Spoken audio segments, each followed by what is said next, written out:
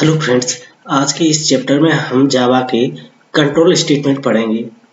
जावा में control statement क्या होता है मैं बताता हूँ। जावा में कुछ ऐसे सिंटैक्स रहते हैं, ऐसे स्टेटमेंट रहते हैं जो एक जावा के प्रोग्राम का एक फ्लो को कंट्रोल करते हैं। हमें 3 टाइप के कंट्रोल फ्लो स्टेटमेंट होते हैं, जिसमें फर्स्ट है decision making statement, loop statement और jump statement. Decision making statement में आता है इफ स्टेटमेंट और स्विच स्टेटमेंट। लूप स्टेटमेंट में आता है do loop, while loop, for loop और for each loop. Jump statement में आते हैं ब्रेक और कंटिन्यूस। तो चलिए वन बाई वन हम एक एक करके प्रोग्राम के थ्रू इन कंट्रोल स्टेटमेंट को समझते हैं। सबसे पहले हम प्रोग्राम लिखते हैं डिसीजन मेकिंग स्टेटमेंट का, जिसमें हम इफ और स्विच केस पढ़ेंगे। तो चलिए स्टार्ट करते हैं हम डिसीजन मेकिंग में फर्स्ट इफ स्टेटमेंट का प्रोग्राम बना के। यहाँ पर मैंने एक क्लास बनाया जिसका नाम दिया if statement. Public static void main के अंदर मैंने एक वेरिएबल बनाया इंटीजर एज, और मैंने इधर ये डिसीजन मेकिंग कैसे कंट्रोल करता है फ्लो को। जावा में कोड हमेशा टॉप से बॉटम के साइड रन होता है, मतलब means top to bottom run होता है।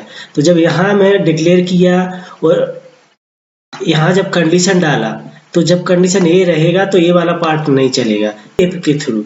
यहाँ मैंने कंडीशन लगाया, अगर एज ग्रेटर देन 18 है तो यहाँ प्रिंट होगा you are eligible for the voting, और नहीं तो you are not eligible for voting.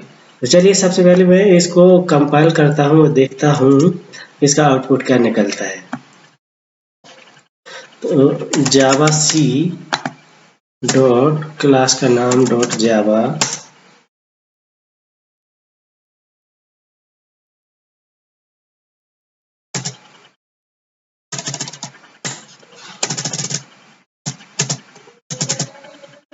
जावा और क्लास का नाम।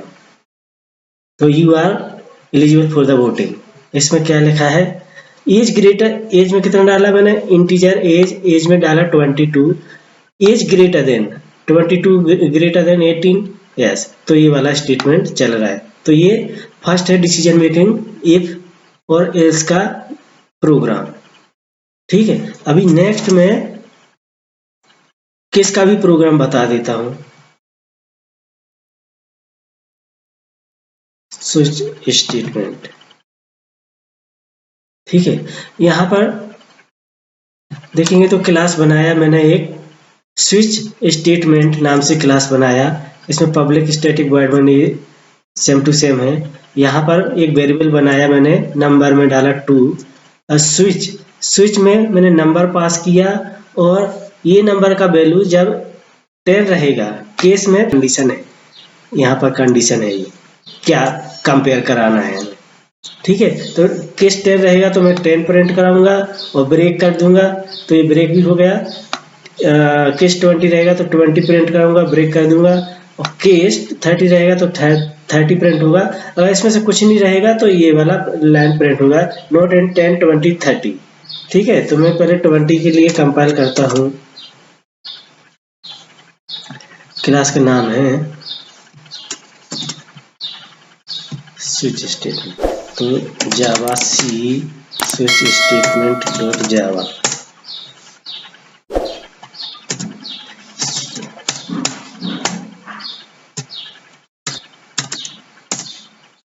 तो नॉट इन 10 20, क्योंकि ये सेव नहीं हुआ, क्या सेव नहीं हुआ सर।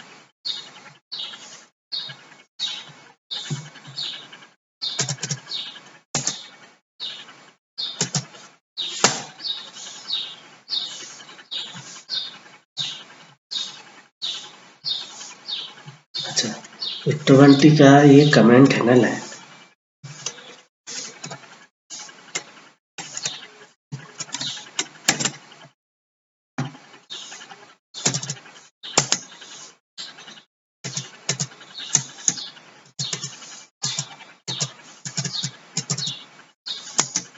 तो ये 20 प्रिंट, तो ये स्विच स्टेटमेंट। तो कंट्रोल स्टेटमेंट में फर्स्ट इफ स्टेटमेंट और दूसरा स्विच केस स्टेटमेंट। अभी नेक्स्ट है लूप। तो ये हमने फर्स्ट डिसीजन मेकिंग में इफ एल्स का प्रोग्राम बनाया और स्विच का प्रोग्राम बनाया। अभी नेक्स्ट है लूप स्टेटमेंट। लूप स्टेटमेंट में do while, while, for loop, ये सब मैं आपको बताता हूँ।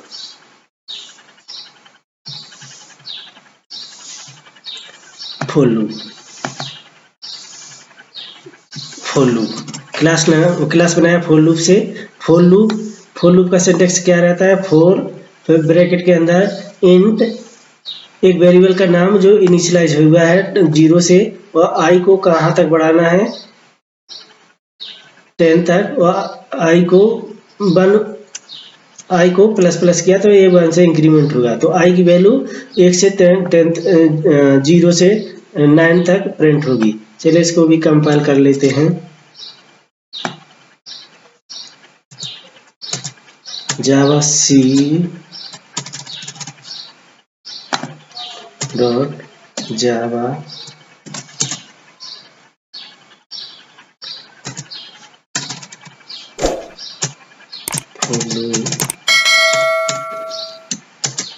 तो ये 0 से 9 तक का ये होगा फॉर लूप का प्रोग्राम। ऐसे डू व्हाइल लूप का भी मैं प्रोग्राम दिखा देता हूँ। व्हाइल